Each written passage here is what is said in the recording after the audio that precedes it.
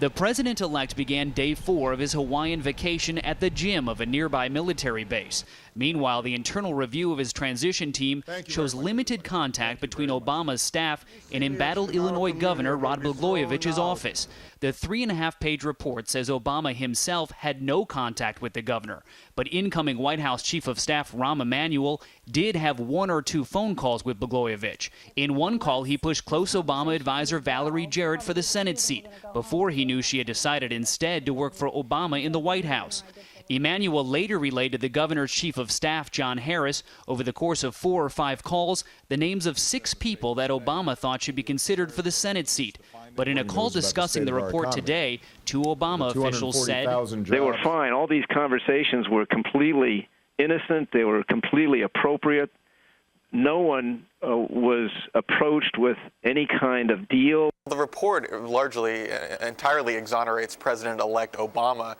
It confirms that the President-elect did not have any conversations with Governor Blagojevich. One surprise in the report, a November 7th meeting between Valerie Jarrett and the head of the Illinois Service Employees Union, Tom Balanoff.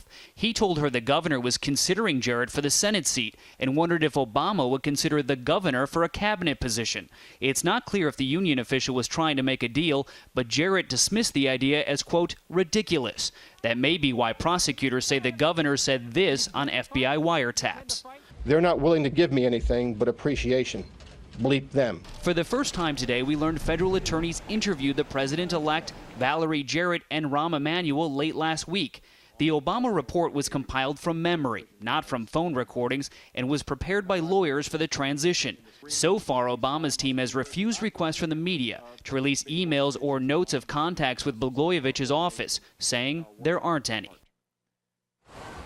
Now, Rahm Emmanuel did not comment today. Instead, he left for a family vacation to Africa. And the president-elect here in Hawaii didn't make any comments in the report either. He is going to a memorial service for his grandmother, who died just before Election Day. Harry? Ben Tracy in Hawaii. Thanks very much.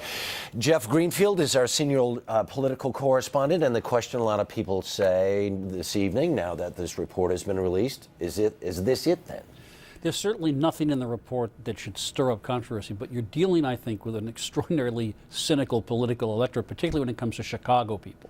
And so we learned today in one poll, something like more than 1/3 of the people think that the Obama aides did something unethical. What? They can't say.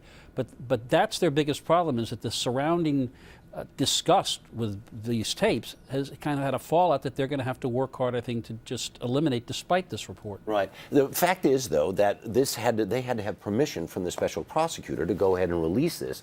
They certainly would not have released it had there been anything terribly damaging, or are we presumptuous to say that? I think actually in this case, there's one great advantage they have. Normally when a politician learns he's been taped, they start deciding it's time to spend more time with their family.